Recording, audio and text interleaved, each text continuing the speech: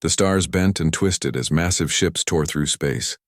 Dark metal hulls gleamed in the starlight as the Valthran fleet emerged from hyperspace. 27 ships floated in perfect formation at the edge of Earth's solar system. Each vessel was the size of a small city, their surfaces smooth and flowing like living creatures. Fleet Commander Kylo stood on the bridge of his flagship, the Eternal Dawn. His tall, slender frame was covered in the blue-gray skin of his people. Forearms moved across control panels with practiced ease. His large, dark eyes studied the screens showing the small blue planet ahead. 30,000 years, he said to his second-in-command. Has it really been that long since we last visited this world? Navigator Threx nodded, her own 4 arms adjusting the ship's sensors. Yes, Commander. The records show our research vessel crashed here during the Great Survey.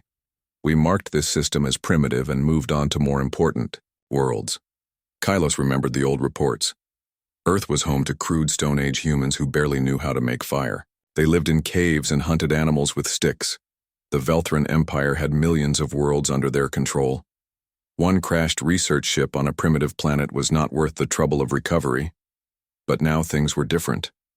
The Empire needed resources. Every piece of advanced technology mattered in their war against the Zephyrian rebels. The quantum processors and biometal from that old ship could help tip the balance. Begin long-range scans, Kylos ordered. I want to know exactly where our ship landed. The humans should still be throwing rocks at each other. This will be quick and easy. On Earth, Dr. Hyunwoo Kim was having coffee in his lab when every alarm in the building started screaming. He jumped up, spilling hot liquid across his desk covered with ancient alien artifacts. His computer screen flashed red with warnings from the deep space monitoring stations. What in the world? He muttered, rushing to his main console. As Earth's lead xenoarchaeologist, Hyunwoo had spent 15 years studying the strange technology found in the Gobi Desert. The metal fragments, crystal processors, and energy cells had changed human civilization forever. The readings on his screen made his heart race. Massive energy signatures were approaching from deep space. The patterns looked exactly like the technology he studied every day. Someone was coming to visit Earth and they were using the same type of ships that had crashed here long ago. Da-un, he shouted to his colleague in the next room. Get in here right now. Engineer Da-un Park ran into the lab, her black hair tied back in a messy ponytail. She had been working on improving the alien power cells when the alarm started. What's happening? Did someone blow up a reactor? Look at this. Hyunwoo pointed at the screen. 27 ships just appeared. At the edge of our solar system, the energy readings match our artifacts perfectly. Da-un's eyes went wide. You mean, the aliens are coming back. Within minutes, their lab filled with military personnel. Colonel Taemin Choi burst through the door with 6 armed soldiers. His uniform was crisp and his face was serious. Dr. Kim, we need everything you know about alien technology right now.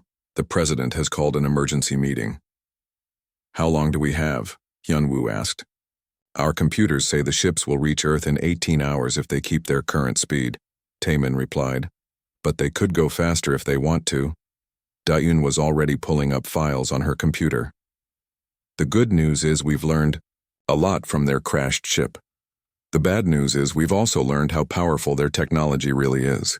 30,000 years ago, a Valthran research vessel had crashed in what humans now called the Gobi Desert. The impact had scattered debris across hundreds of miles. Most of the ship was destroyed, but some pieces survived. When human explorers found the wreckage 500 years ago, everything changed. The alien materials were stronger than anything humans had ever seen. Their computers were faster and more powerful than entire human cities combined. Most amazing of all, humans could understand how the technology worked. It was advanced, but not impossible to copy. Human scientists spent centuries studying every fragment. They learned to make similar metals and crystals. They figured out how to build faster-than-light engines and energy shields. The alien technology became the foundation for modern human civilization. Space elevators lifted ships to orbital stations powered by alien-style reactors. Cities on Mars and the Moon used gravity generators based on alien designs. Even simple things like cell phones and cars used improved versions of alien technology, but humans didn't just copy what they found. They made it better. The original alien power cells lasted for a few hundred years before burning out. Human improved versions could run for thousands of years. The alien computers were fast, but human computers were faster and used less energy. The alien hull metal was strong, but human-made metal was stronger and lighter. They're going to want their technology back, Daoen said as she packed her research files. But we've changed everything. It's not their technology anymore, it's ours. Back in space, Commander Kylos was getting very confused reports from his scanning teams. "Sir, we're detecting artificial structures in orbit around the planet," reported scanner operator Vex. "Multiple space stations, defensive platforms, and what appear to be shipyards." "That's impossible," Kylos said. "Run the scans again. Your equipment must be broken." "Sir, I've run the scans 6 times. The readings are correct. There are also electromagnetic signals coming from the planet's surface, radio waves, data transmissions, and energy patterns that suggest advanced technology." Navigator Threx moved to another console. "Commander, I'm detecting faster-than-light signatures in this system. Someone has been using hyperspace drives recently."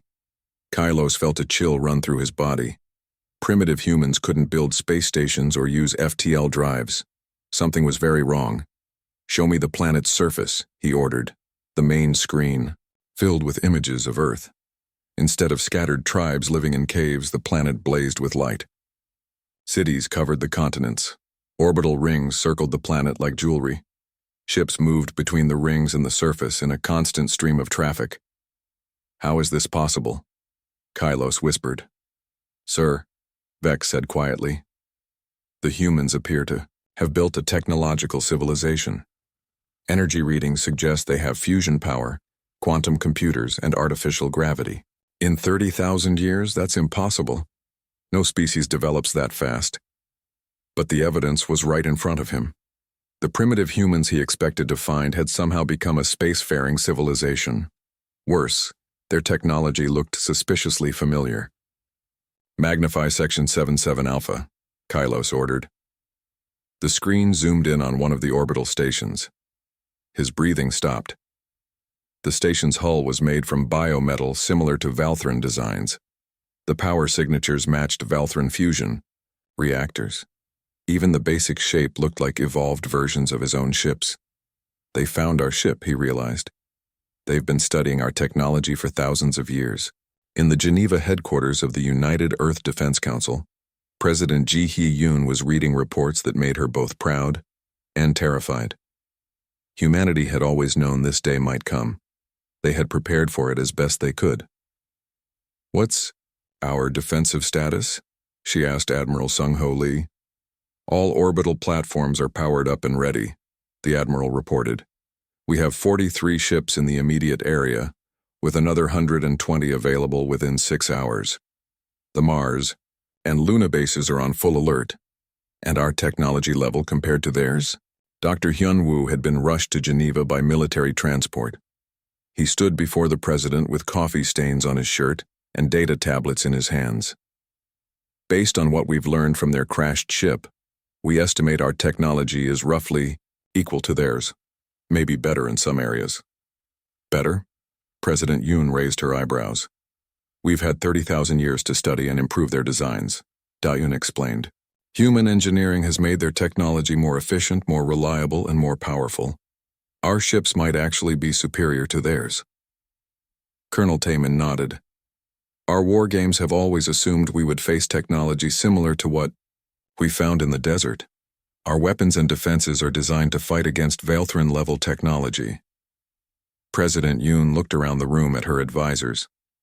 "So we're not defenseless primitives anymore?" "No, ma'am," Admiral Lee said firmly.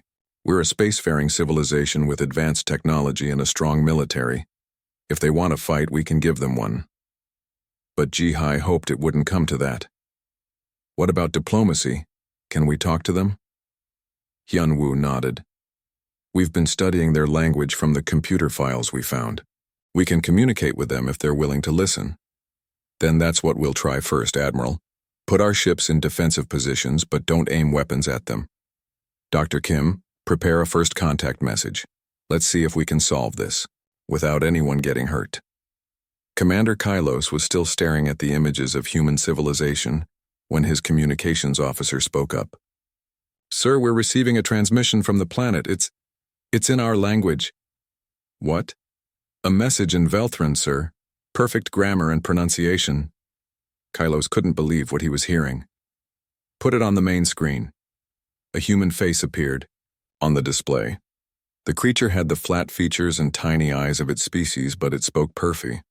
The emergency session of the United Earth Defense Council began at exactly 800 hours Geneva time. President Ji Hae-yoon sat at the head of a long table surrounded by the most important people on Earth. Military commanders, scientists, diplomats, and engineers had been rushed to the meeting from around the world. Admiral Sung-Ho Lee stood before a massive display showing the positions of both fleets. Red dots marked the Velthran ships slowly moving through the outer solar system. Blue dots showed human vessels taking defensive positions around Earth, Mars, and the Moon. Current situation report, Admiral Lee began. 27 alien vessels are approaching Earth at sublight speed. They will reach our planet in 14 hours at current velocity. However, our scans show they have faster than light capability and could arrive much sooner if they choose. President Yoon nodded. What about our defensive capabilities? We have 43 ships in Earth orbit ready for combat. The orbital defense platforms are fully charged and operational. Mars Base and Luna Base have each contributed additional ships to the fleet. Total available vessels, 167. General Bo-ram Song, the military's chief strategist, added more details. Each orbital platform carries weapons based on the technology we found in the Gobi Desert. Our shields use the same basic principles as theirs, but with human improvements. We believe we can hold our own in a fight. Dr. Hyunwoo Kim cleared his throat. If I may, President Yoon, I don't think they came here to fight. Commander Kylos seemed surprised by our technology level. This appears to be a simple recovery mission that got complicated. What exactly are they trying to recover? Asked Minister of Science Yoon-ji Lim. Da-yoon Park activated a holographic display in the center of the table. Images of strange metal fragments, crystal processors, and power cells appeared in the air. Everything we've built our modern civilization on. When their ship crashed 30,000 years ago, it scattered advanced technology across thousands of square miles. The hologram showed the development of human technology over the centuries. Cave paintings evolved into writing, which evolved into books, then computers, then quantum processors based on alien designs. Stone tools became metal tools, then energy weapons powered by alien crystals. The problem, Da-yoon continued, is that we didn't just copy their technology, we improved it. Our fusion reactors are more efficient than the original alien designs. Our computers are faster. Our ships are stronger and more maneuverable. Foreign Minister Tae-young Park raised his hand. What are the legal implications? Do they have a legitimate claim to their technology? Legal advisor Min Jung-cho consulted her tablet. Under the Galactic Salvage Convention, which we learned about from their computer files, abandoned property becomes the legal possession of whoever recovers it after a certain time period. 30,000 years definitely qualifies as abandonment. But, she continued, they could argue that the property was never truly abandoned, just temporarily inaccessible. The legal situation is complicated. President Yoon leaned back in her chair.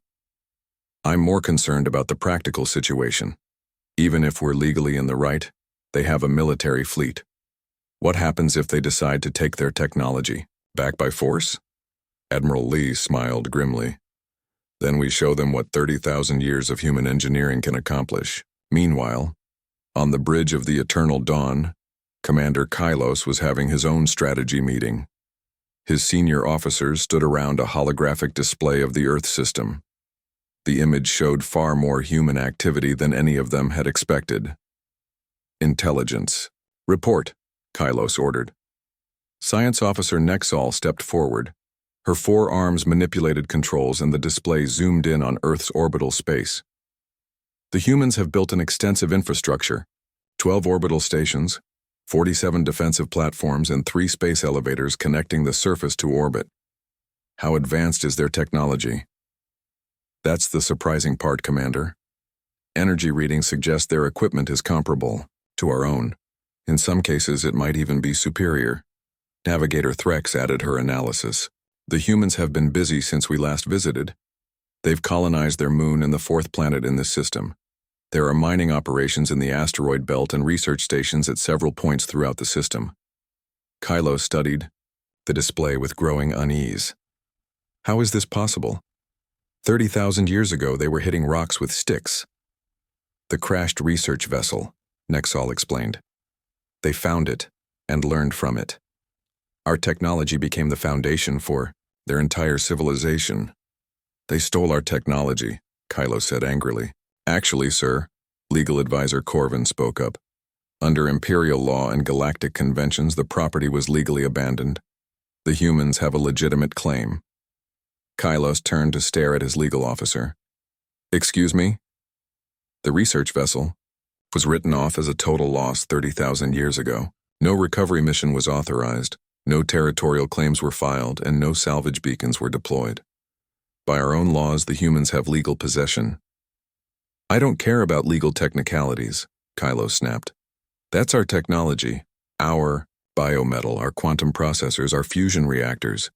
The entire human civilization is built on stolen Velthran property. Communications Officer Zeth interrupted the argument. Sir, we're receiving another transmission from the planet. Put it on screen. The image of Dr. Hyunwoo Kim appeared again. This time he was joined by several other humans in what looked like an official government building. Commander Kylos, this is President Ji-Haya Yoon of the United Earth Defense Council. We would like to formally request a diplomatic meeting to discuss the situation regarding your crashed vessel. Kylos was surprised to see a female human in a position of authority. In Velthran society, females were traditionally warriors, while males handled politics and science. These humans seemed to do things differently. President Yoon, he replied, formally, we appreciate your willingness to discuss this matter. However, you must understand that we have come to reclaim property that belongs to the Velthran Empire. The human leader smiled politely. Of course, Commander. We completely understand your position. However, the situation is somewhat more complex than it might appear. We would very much like the opportunity to explain the details in person. What do you propose? A formal diplomatic meeting on neutral ground. We can construct a meeting facility at a location between our fleets. Both sides can send representatives to discuss the matter according to proper diplomatic protocols. Kylos considered the proposal. He had expected to simply land, collect the old equipment, and leave. Instead, he was being offered formal negotiations with what appeared to be an organized government. The situation had become far more complicated than anticipated. Very well, he said finally. We will agree to diplomatic contact. But understand this clearly. We will recover our property. The only question is whether this happens peacefully or by force. President Yoon's smile never wavered. We understand completely, Commander. We look forward to showing you exactly what became of your property. I believe you'll find the results quite fascinating. After the transmission ended, Kylos turned to his officers. Begin construction of a neutral meeting facility. I want a full security team and our best diplomats, and prepare a detailed inventory of everything that was on that research vessel. Sir, Navigator Threx asked, what if the humans refuse to return our technology? Then we take it back by force. Back on Earth, the human leadership was making their own preparations. The neutral meeting facility would be constructed in space halfway between the two fleets. Human engineers were already designing a structure that could be built quickly and would accommodate both species. What's our negotiating strategy? President Yoon asked. Captain Bo-Ram Song, who had been chosen as the lead negotiator, spread documents across the table. We have several strong positions. First, legal possession of the salvaged materials. Second, 30,000 years of development and improvement. Third, The fact that removing the technology would destroy our entire civilization. And if they don't accept those arguments, then we show them that we're not the primitive cave dwellers they expected to find. Dr. Hyunwoo was reviewing the technical specifications of every piece of alien technology humans had ever found. The really important point is that we didn't just copy their designs. We innovated. We improved. We created entirely new applications they never thought of. Da-yoon nodded enthusiastically. Our fusion reactors use their basic principles but with human-designed efficiency improvements. We get twice the power output with half the fuel consumption. Our quantum computers use their processing crystals but with human-developed algorithms that run 3 times faster. Even our weapons are better, added Admiral Lee. We took their energy beam technology and created focused plasma weapons with better range and accuracy. Minister Yoon-ji Lim raised a concern. What if they argue that all our improvements are based on their fundamental discoveries? That without their original technology we never could have developed anything. That's a fair point, admitted Boram. But it's also irrelevant. Every civilization builds on the discoveries of others. The question is what we did with what we found, not where it originally came from. President Yoon stood up and walked to the window overlooking Geneva. In the eye, the meeting station floated in the empty space between 2 fleets like a small metal island in a dark ocean. Inside, the main conference room had been designed to accommodate both species comfortably. The gravity was set to Earth normal, which was slightly heavier than Velthran's preferred, but the air mixture had been adjusted to something both sides could breathe. Captain Boram Song sat across from Velthran diplomat Nexal at a curved table made from human-manufactured biometal. The irony wasn't lost on either side. They were discussing alien technology while sitting at a table made from improved versions of that same technology. Boram was a small woman with sharp eyes and an easy smile. She had spent 20 years in the military before becoming a diplomat, and her experience showed in the way she carried herself. Across from her, Nexal was tall and elegant, with the blue-gray skin and 4 arms typical of her species. Her large, dark eyes showed intelligence and a hint of frustration. Let's begin with the basic facts, Boram said, activating a holographic display in the center of the table. 30,000 years ago, a Velthran research vessel crashed in what humans call the Gobi Desert. The ship was severely damaged and scattered debris across hundreds of miles. The hologram showed the crash site as human archaeologists had found it centuries later. Twisted metal fragments lay half-buried in sand. Crystal processors had been cracked but were still functional. Power cells had leaked their energy into the ground, creating strange mineral formations. Your people made no attempt to recover the vessel, Boram continued. No salvage beacons were deployed, no territorial claims were filed, and no recovery missions were authorized. Under standard galactic law, the wreckage became abandoned property. Nexal's 4 hands moved in a gesture of dismissal. The crash site was on a primitive world inhabited by Stone Age savages. We had no reason to believe the local population could make use of advanced technology. That was your mistake, Boram replied calmly. Underestimating other species rarely ends well. Dr. Hyunwoo activated another section of the holographic display. When human explorers discovered the wreckage 500 years ago, we immediately began studying it. The technology was advanced, but not impossible to understand. We learned, we adapted, and we improved. The hologram showed the development of human civilization based on alien technology. Simple copying had evolved into innovation. Basic understanding had grown into mastery. What started as salvage had become the foundation of an entire technological civilization. Nexal studied the display with growing unease. You admit that your entire civilization is built on our technology. Built on it, yes, said Da-Yun Park, the human engineering specialist. But not limited by it. We took your basic designs and made them better. Da-Yun activated her own section of the display. Side-by-side comparisons appeared showing original Velthran designs next to human improvements. The differences were dramatic. Your original fusion reactors had an efficiency rating of 67%, Da-Yun explained. Our improved versions achieve 92% efficiency while using less fuel and producing less waste. She highlighted another comparison. Your quantum processors operated at 4.7 teraflops.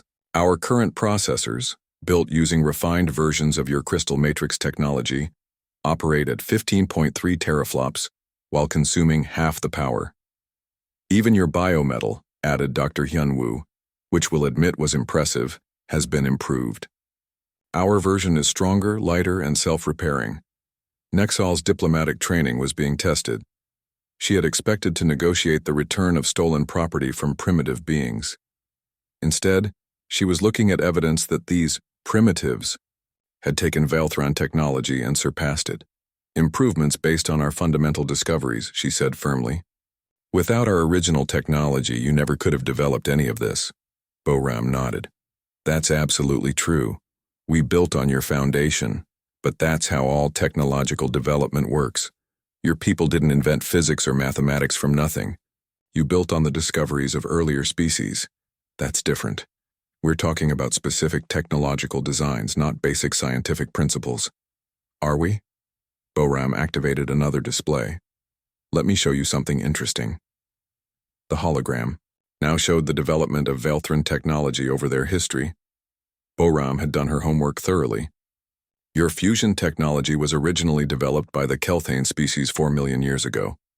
You encountered their wreckage on Valthros Prime and adapted their designs.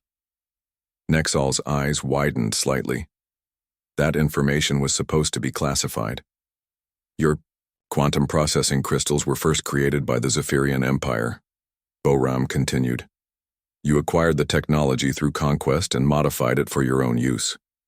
Even your biometal was originally a Thrakari invention that you discovered on a dead world. How do you know this? Nexal demanded. Your crashed ship contained extensive historical databases, Dr. Hyun-woo explained. We've spent centuries studying not just your technology, but your entire civilization. We know how you developed, who you learned from, and what you improved. The point, Boram said gently, is that every advanced civilization builds on the work of others. The question isn't where the knowledge came from originally. The question is what each species does with that knowledge. Nexal was quiet for a long moment, processing this information. Her diplomatic instructions had been simple: recover the stolen technology and return to Valthran space. But the situation was proving far more complex than anyone had anticipated. Even if we accept your legal arguments, she said finally, you must understand our position. That technology represents thousands of years of Valthran development. We need those resources for our current conflicts. What conflicts? Asked Admiral Sung-Ho Lee, the military representative on the human team. Nexal hesitated. She wasn't supposed to discuss military matters with aliens. But the humans had already demonstrated knowledge of Valthran history and technology. Perhaps honesty was the best approach. We're fighting a war against the Zephyrian rebels. They've developed new weapons and defensive systems that challenge our technological superiority. Every piece of advanced equipment matters. Boram and her team exchanged glances.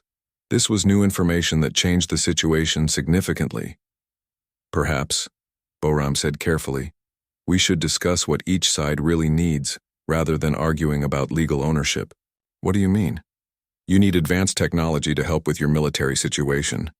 We need to protect our civilization from being dismantled. Maybe there's a solution that helps both sides. Nexal's training had prepared her for many scenarios, but not for humans offering to help with Valthran military problems. What are you suggesting? Daon leaned forward. We're suggesting that 30,000 years of human innovation might be valuable to you. We've developed technologies that don't exist in Valthran space. She activated a new display showing human weapons and defensive systems. Our plasma weapons have better range and accuracy than anything in your databases. Our shield generators can adapt to different attack types in real time. Our ship designs incorporate modular construction that allows for rapid repairs and upgrades. You're offering to share military technology? Nexal was stunned. We're offering to discuss mutual cooperation, Boram clarified. You have knowledge and resources we could use. We have innovations and improvements you could use. Perhaps there's a way for both civilizations to benefit. Nexal activated her own communication device and spoke rapidly in Velthran to her ship. After a few minutes, she received a response that seemed to surprise her. "My superiors are interested in your proposal," she said, "but they want proof that your technology is actually superior to ours." "What kind of proof?" asked Admiral Lee. "A demonstration. They want to see your weapons and defenses in action." The human delegation looked at each other. They had hoped to avoid any kind of military confrontation, but perhaps a limited demonstration would be acceptable. "We could arrange controlled tests," Boram said. "Both sides could demonstrate their capabilities in a safe environment." "My commanders want more than tests," Nexal replied. "They want to see how your ships perform in actual combat conditions." The room fell silent. The negotiations had taken a dangerous turn. "Are you suggesting military exercises?" Dr. Hyun-woo asked. "I'm suggesting that Commander Kylos believes the only way to truly evaluate your claims is through direct confrontation. He thinks you're bluffing about your capabilities." Admiral Lee's expression hardened. "He wants a fight?" "He wants proof. If your technology is really superior to ours, prove it. If it's not, stop wasting our time with legal arguments and return our property." Boram realized the situation was slipping out of control. "Nexal, surely there's a better way to resolve this. Military confrontation benefits no one. Commander Kylos doesn't believe your improvements are significant. He thinks you're clever primitives playing with technology you don't really understand. The only way to change his mind is to show him he's wrong." The human delegation requested a brief recess to consult with their government. In a side room, Admiral Lee contacted Earth directly. "President Yoon, the aliens want a military demonstration. They don't believe our technology is actually superior to theirs." On the screen, President Yoon looked tired but determined. "What kind of—" The designated combat zone lay in empty space between Earth and Mars, far enough from both fleets to prevent accidental damage but close enough for detailed observation. Admiral Sung-Ho Lee stood on the bridge of the Earth defense ship Seoul, Dawn, watching as 3 Velthran vessels took their positions across from his small squadron. "Status report," he ordered. Captain Min-Ah Kang, commanding the fighter Busan Strike, responded first. "All systems green, Admiral. Weapons charged, shields at maximum, engines ready." Commander Jae-Won Kim of the corvette Daegu Defender followed. "Ready for combat, sir. All crew at battle stations." Admiral Lee nodded. His own ship, the heavy cruiser Seoul Dawn, was the most advanced vessel in the human fleet. Built using 30,000 years of refined alien technology, it represented the peak of human engineering achievement. Across the combat zone, Commander Kylos studied the human ships with a mixture of curiosity and disdain. The vessels looked like crude copies of Velthran designs with obvious modifications that seemed primitive to his experienced eye. "Analysis of enemy ships," he ordered his science officer. "Sir, the largest vessel appears to be a heavy cruiser, roughly equivalent to our own Eternal Dawn. The smaller ships are a light fighter and a medium corvette. All 3 show energy signatures consistent with fusion power and quantum processing systems. Weapons, plasma-based energy beams, similar to our own technology but with some modifications. Shield generators using biometal resonance patterns. Nothing we haven't seen before." Kylos smiled grimly. "These humans have learned to copy our technology, but they're still children playing with adult weapons. This demonstration will be brief." Captain Boram Song observed the confrontation from the neutral meeting station. Both sides had agreed to strict rules of engagement. No weapons that could breach hull integrity, no attacks on life support systems, and immediate ceasefire if any ship requested quarter. The goal was demonstration, not destruction. "Begin combat exercise," she announced over an open channel.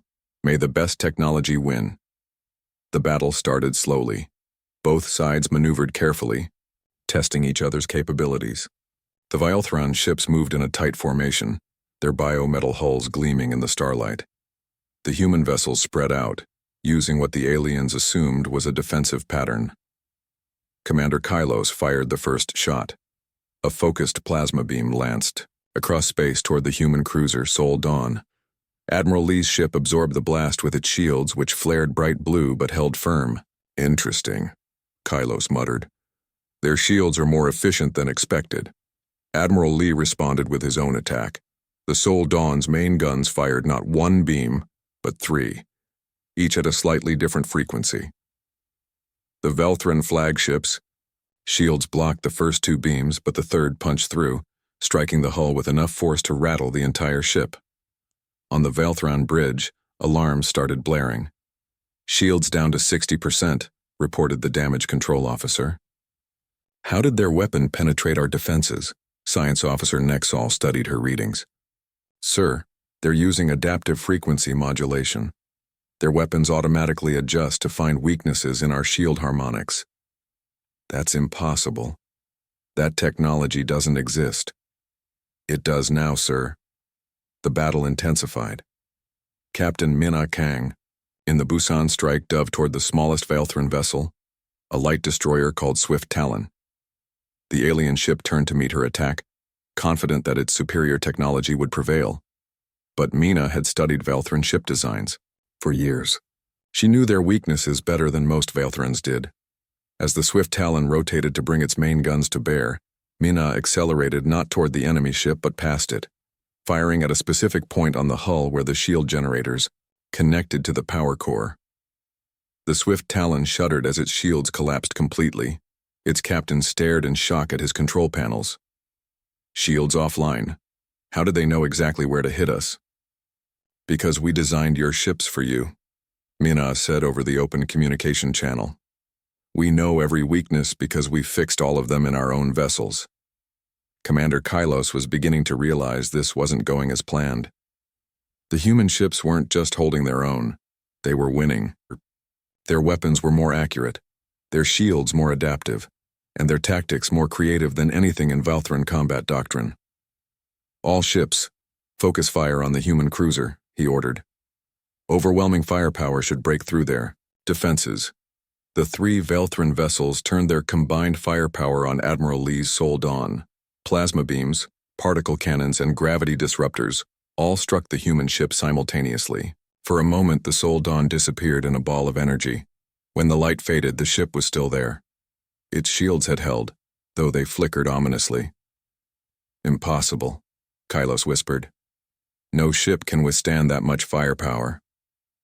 Actually, Admiral Lee responded over the communication channel.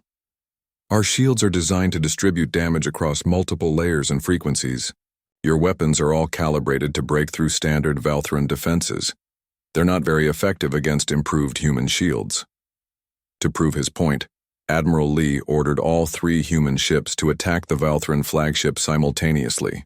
Their weapons struck from different angles and at different frequencies, creating a cascade failure in the Eternal Dawn's defensive systems.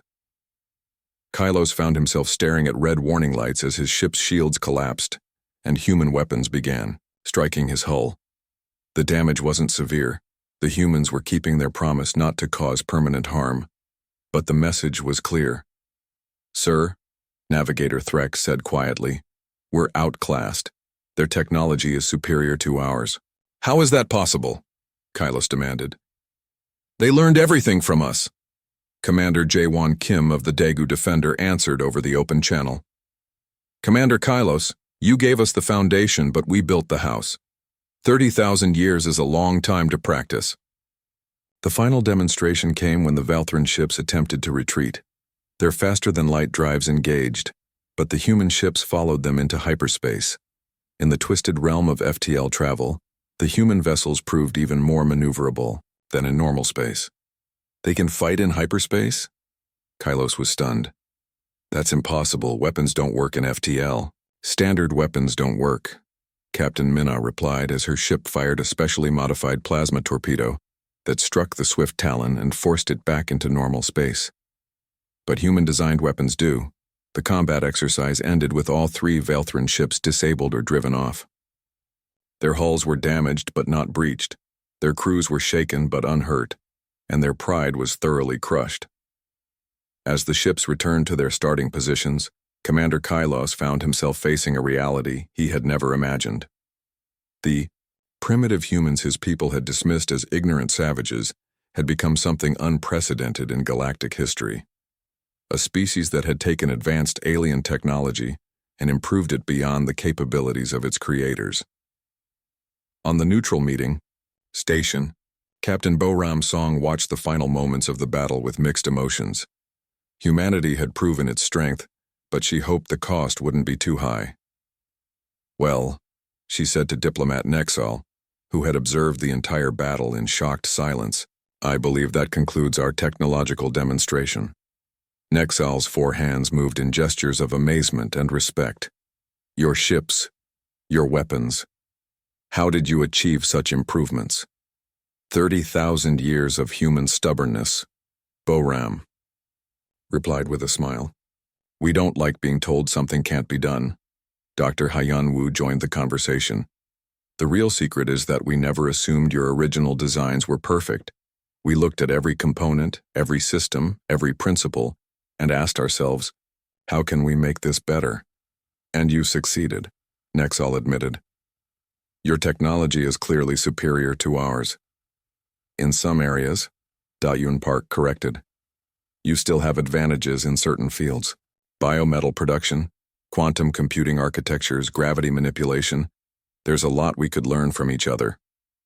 The communication panel activated, showing Commander Kylos's face. The Vialthran commander looked tired and somewhat embarrassed, but his voice was steady. "Captain Song, I owe you and your people an apology.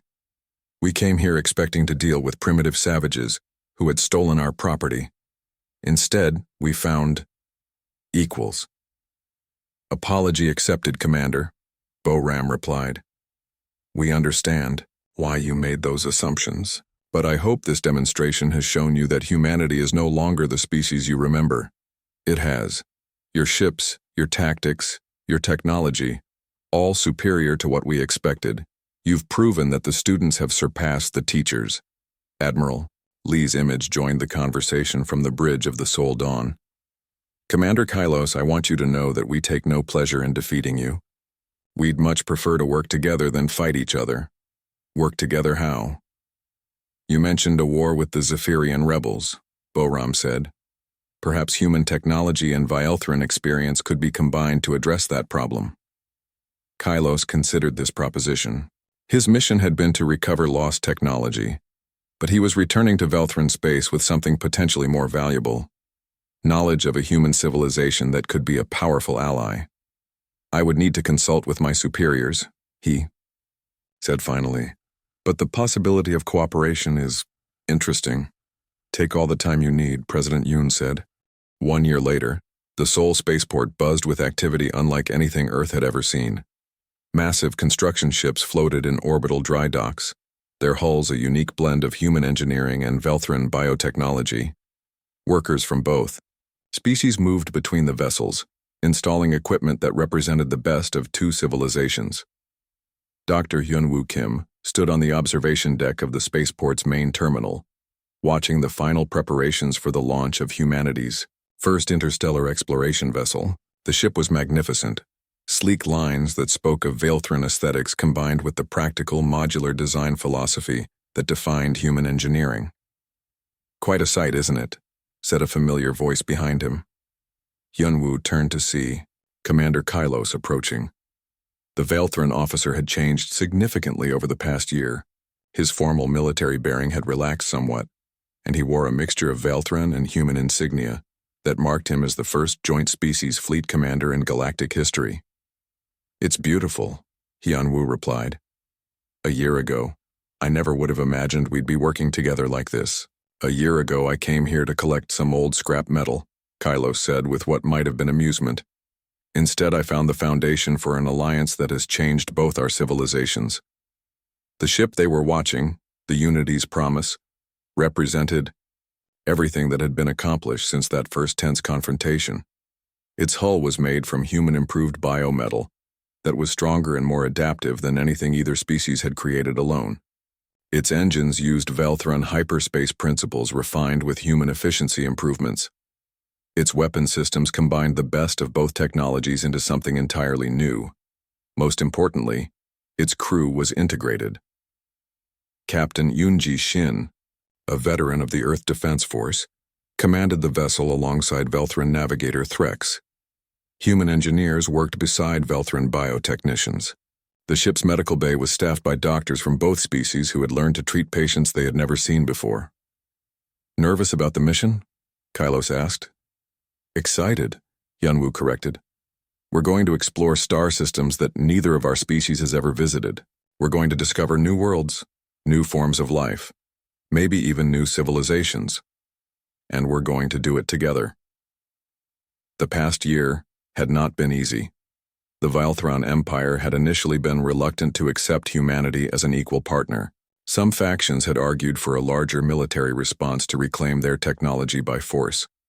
But the evidence was undeniable. Human innovations had made Velthran technology better than the Velthrans had ever managed alone. The turning point had come when human engineers solved a critical problem in the war against the Zephyrian rebels. The rebels had developed a new type of shield that was immune to standard Velthran weapons.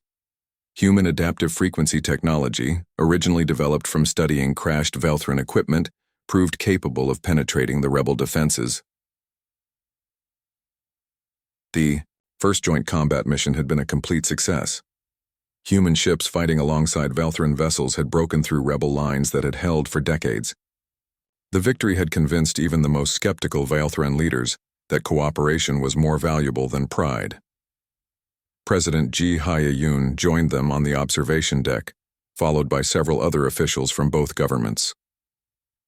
Over the past year, she had become something more than Earth's leader. She was now recognized as one of the primary architects of interstellar diplomacy. "Final status report," she requested. Admiral Sung-Ho Lee consulted his tablet. "All systems are functioning perfectly. The crew has completed their final training exercises. The ship is ready for its first mission." "Which is?" "A survey of the Kepler 442 system," reported Captain Yoon-ji Shin via communication link from the Yaum ship's bridge. "Long-range scans suggest the presence of at least 3 potentially habitable worlds. Our mission is to conduct detailed surveys and establish contact with any intelligent life we might encounter." Daeun Park, now serving as the Director of Joint Technological Development, added her own report. "The Unity's promise carries the most advanced scientific equipment ever assembled. Human sensor arrays, Velthran bioscanners, and joint-developed quantum analysis systems. We'll be able to study anything we find in incredible detail."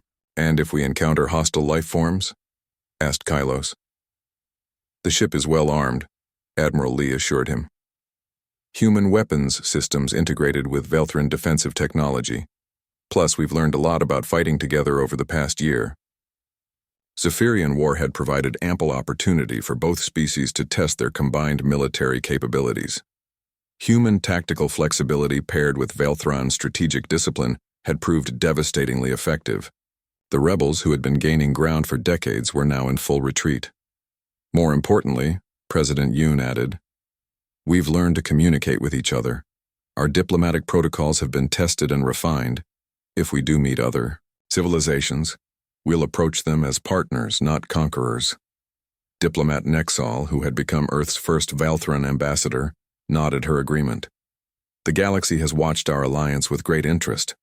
Many species are curious about this cooperation between former primitives and an established empire." "Former primitives?" Hyunwoo raised an eyebrow. "You know what I mean?" Nexal replied with amusement. "The point is that our success has encouraged other species to reconsider their own relationships. The Kelthane Confederacy has proposed joint research initiatives. The Thrakari Republic wants to discuss trade agreements. Even some Zephyrian factions have expressed interest in peace negotiations." As they talked, the launch countdown began. Throughout the solar system, observation stations tracked the Unity's promise as it prepared for humanity's first official journey to another star system. "T-minus 60 seconds, announced the launch control officer. Captain Yoon-ji Shin's voice came over the communication system, addressing both the spaceport and the watching galaxy. "This is Captain Shin of the Earth Velthran vessel Unity's Promise. Today we begin a new chapter in the history of both our species. We go forth not as conquerors but as explorers, Not as competitors, but as partners.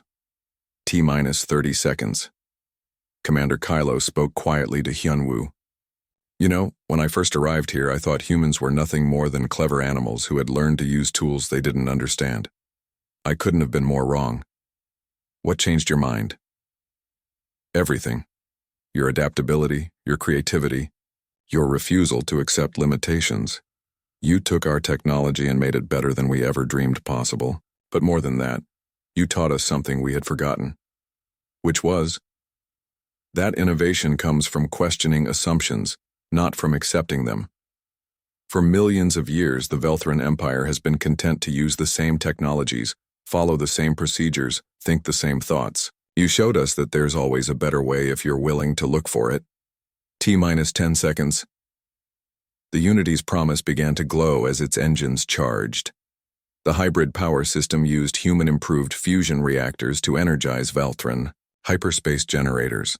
The result was a ship that could travel farther and faster than anything either species had built alone. 5, 4, 3, 2, 1. Launch. The ship vanished in a flash of light, instantly transported across dozens of light years to its destination. For the first time in human history, one of their vessels was exploring another star system. For the first time in Velthran history, they were doing it as equal partners with another species.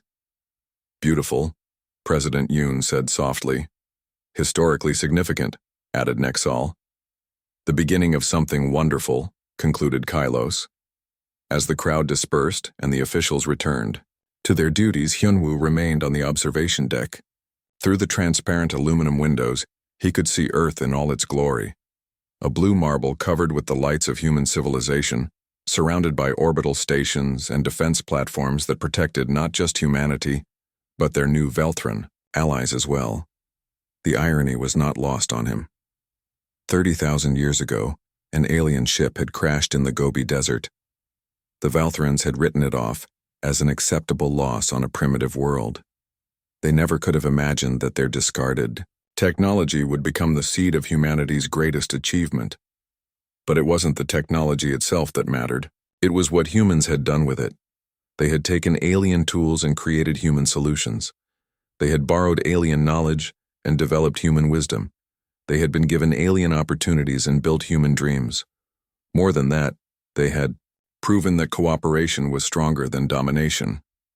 The Velthran Empire had controlled thousands of worlds through superior technology and military force. But their alliance with humanity was based on mutual respect and shared benefits. It was stronger than any conquest because both sides chose to participate. Daeun Park joined him at the window. Credits for your thoughts? I was thinking about the future, Hyunwoo replied. A year ago, humanity was alone in the galaxy. Now we have allies, partners, friends among the stars. And we're exploring new worlds together, more than that. We're changing how the galaxy thinks about cooperation. Other species are watching our alliance and asking themselves why they're still fighting instead of working together. Daeun nodded. The Kelthane want to share their medical technology. The Thrakari are interested in joint mining.